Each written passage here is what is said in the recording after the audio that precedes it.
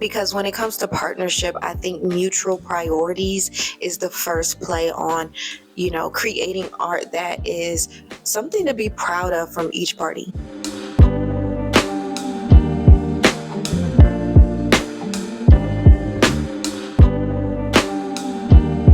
So YouTube. I'm back, and I have something to share. Non-negotiables for photographers. I made this post on Instagram. I also made this post on LinkedIn because I'm back over there. And I've been just reflecting over the past few years because I've changed a lot of things internally in the way that I operate as a photographer. And so I want to talk about non-negotiables when it comes to collaboration and how to implement this so that you stay moving forward, pushing forward, and that you are advocating for yourself as a creator. So here are the things that I shared, and I think I shared this on the community timeline here on YouTube as well. And yeah, let's talk about it. So number one is going to be to set clear professional values and to know your value as a photographer. This is something that kind of you develop over time. I've been shooting for 13 years now. I started pretty young at 19. So you can imagine that at 19 years old, I was not completely sure of how to value myself as a photographer because I was still learning the process. I was still trying to understand who I was, what kind of work I wanted to do. And so when it comes to setting your boundaries with this, I think it's a growing thing, and it's always going to be something that you are going to be redefining with every year that you grow as a photographer. And setting these boundaries is going to have to be updated every so often. For me, specifically, I recently just updated my values and my boundaries with being a photographer. I want to say in 2022, I was getting to a point where I was like, okay, I'm working with larger companies, larger brands. It's time to restructure the way that I approach this, the way that I'm looking at stepping into this. Another thing to really think about when it comes to setting your boundaries is really stand on what you will and will not accept, because at the end of the day, you are the professional, and sometimes you got to remind the client that you know what's best and you know how to operate and move forward when it comes to capturing your subject, especially if you've been doing it for a while. I will say being a woman in this field is going to be a lot of repeating yourself, letting people know that you know how to use the camera, you know how to work your equipment, and even if you don't know something, you know what you're looking for and you know how to achieve it. And this goes for contracts, creative input, and just interaction with your clients overall. This also goes into play for people that you work with aside from clients. Maybe it's friends, maybe it's people in your creative community. Always create boundaries so that people are not going overboard with what they're receiving from you and what you're getting from them ultimately. Two was choose collaborative projects. You want to make sure that you're working with people that respect the vision of your work, that understand your level of quality that you're bringing to the table. This is pivotal for when it comes to collaboration, because sometimes you are working with people that you just don't see eye to eye with. Maybe they are looking for something different and you're moving in a different direction. That's okay. Allow people to ebb and flow throughout your life as you find your tribe of people that really align to you. Because when it comes to partnership, I think mutual priorities is the first play on, creating art that is something to be proud of from each party. Now, I know a lot of times they say, let the work speak for itself, but sometimes you do need to speak up for your work. Sometimes you need to be the one that's validating and advocating for your work. You put in the work. You did the 10 years. You sit at the computer. You talk with the retoucher. You'll be doing that. So speak up for your work. And I think a lot of times, we get so caught up in the work that we forget that, we have that voice, and we do work in a profession, at least from my perspective, that is I have fallen into the, oh, I'm just behind the scenes, that sometimes I forget that, oh, it's actually nobody advocating for where I work. That's my responsibility.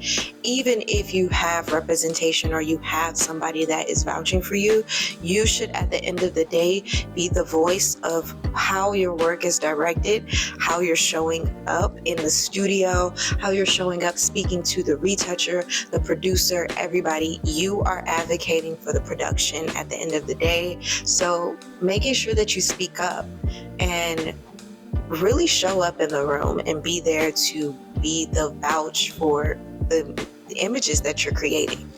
And this is very important in environments where authority figures or people in authority might overshadow you. So if you are in work settings, corporate settings have this a lot, where it's people that are in positions to overshadow what looks best for your particular work. Like if something doesn't look good, be able to step in and say, you know, this, I'm the photographer, this is my expertise, and can we adjust that? Or if you know something on set is not going to work, step in and say, oh, I don't think we should do that.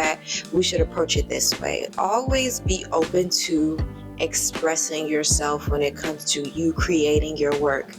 Lead the way, because at the end of the day, these images represent you. Number 4 is very important, very pivotal, and it's something I really want to stress to every creative, whether you're a photographer, a stylist, makeup artist, all of the above. You need to be investing in your work, okay? Investing in your own growth. And that is aside from the client work that you get, you know, your rep finding work for you. That's aside from any of all that. Like, you need to be sitting down with yourself and thinking about how you want to grow, how many years you want to move forward, projects that could help contribute to your personal growth. All the time, anytime I have like a creative call, the people on the call are always inspired by my personal work, which speaks volumes, because this is not the work that I'm getting booked for. This is the work that I'm creating in my own time. So investing in creating personal work, and also just having creative environments where you can show up and have ideas that you fulfill with your team, whether that's your makeup artist, your hairstylist. These are things that are going to help inspire you, and even help when you're on set and you're in environments where you might need these tools.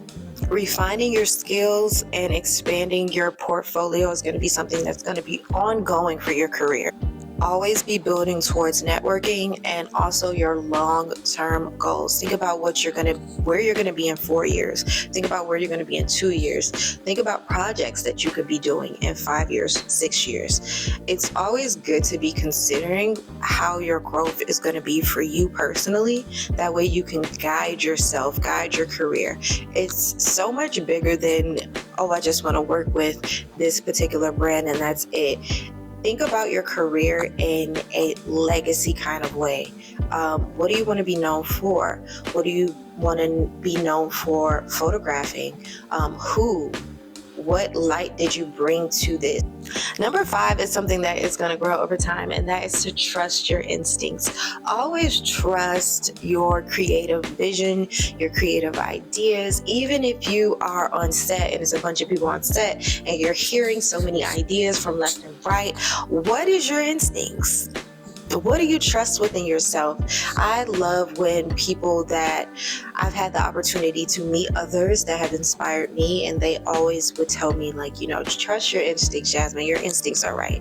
And I appreciate that, because they're allowing me the space to trust myself within my own career, within my own path, and not gripping and trying to scrape to someone else's idea of what I should be. It's your instinctual path. It's your growth. And when it comes to working with other brands, companies, if something feels off, if you feel limited in a space, whether it's a job, whether it's a project, know that might be the case. And if you need to distance yourself or, detach yourself from that particular company. Ideas and inspirations that align with your values, because at the end of the day, this is your journey and this is going to be a process within your creative vision. And you will always find people that align with that. Because by taking control of your personal career, you can ensure that every project, collaboration supports your personal evolution and your growth as a creative professional. Because at the end of the day, you put in the hours and you know exactly where you want to go with your path. So stick to it, and you guys know what to do. Master your gaze.